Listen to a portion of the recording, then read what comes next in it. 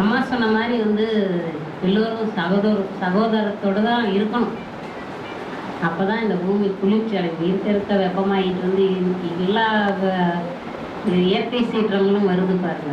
அது வியாதிகள் எல்லாமே பூமி வெப்பமடைகிறதுனால தான். நம்மளுடைய எண்ணம் நல்லா இருக்கணும். நம்ம எண்ணம் நல்லா இருந்தால் தான் வாழ்க்கை நல்லா இருக்கும். நம்ம ஃபஸ்ட்டு நம்மளுடைய குழந்தைங்களுக்கெல்லாம் ஃபஸ்ட்டு இந்த மனித நேயத்தை கற்றுக் கொடுக்கணும்.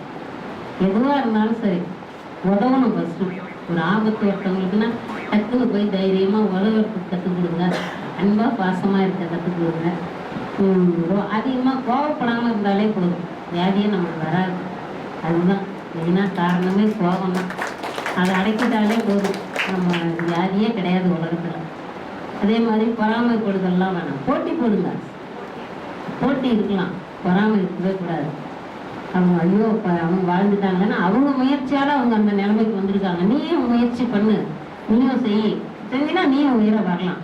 உண்மையாக இருந்தால் நிச்சயம் அந்த உண்மை உங்களை ஒரு நாளைக்கும் உயரத்துக்கு கொண்டு போகும். எந்த வேலையும் சரிதான், நீங்கள் உண்மையாக இருக்கணும். உண்மையாக பாடுபட்டால் நிச்சயம் பலன் இருக்கு. அதை நான் நிறைய அனுபவிச்சிருக்கேன், பார்த்துருக்கேன். கண் கூட நிறைய பேரை பார்த்துருக்கேன். அதனால தான் சொல்கிறேன். எங்கே போனாலும் நான் இதை தான் சொல்கிறேன். ஒத்துமையாக இருங்க, ஜாதி மதம்லாம் பார்க்காதீங்க, ஒத்துமையாக இருங்க. பக்கத்து வீடு கூட இப்பெல்லாம் பேசிக்கிறது கிடையாது. இந்த வீட்டில் படம் நடந்தால் இந்த வீட்டில் படம் தெரிய மாட்டேங்குது. அந்த அளவுக்கு எல்லாரும் டிவியில் மூழ்கிடுறாங்க.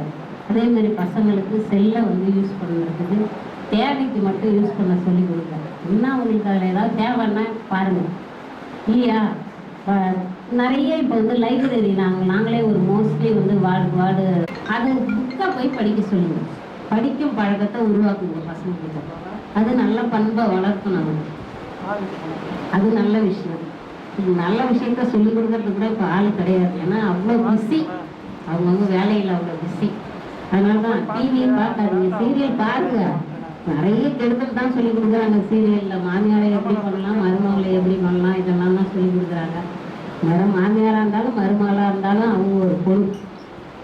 நம்ம வேலையை நம்ம கரெக்டாக செஞ்சால் மாமியாருக்குள்ள பிரச்சனையே வராது. நான் மாமியார் அப்படின்ற மாதிரி ஒரு கெத்து வந்துருக்குனாலாம் பிரச்சனை தான் அது அந்த வீட்டுக்குள்ள. அதனால் அனுசரிச்சுன்னு போங்க.